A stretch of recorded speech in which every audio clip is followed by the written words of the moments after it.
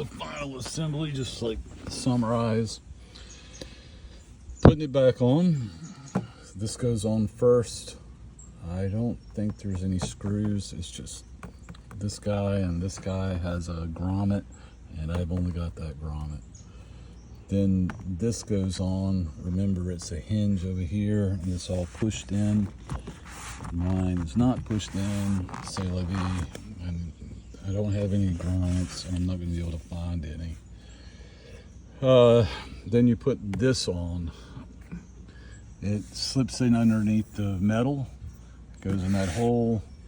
You got that screw, and you got this screw, which I haven't tightened.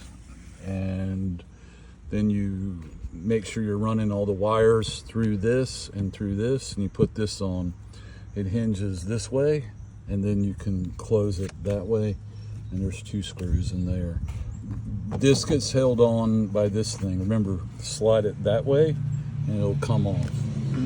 You won't break the tabs.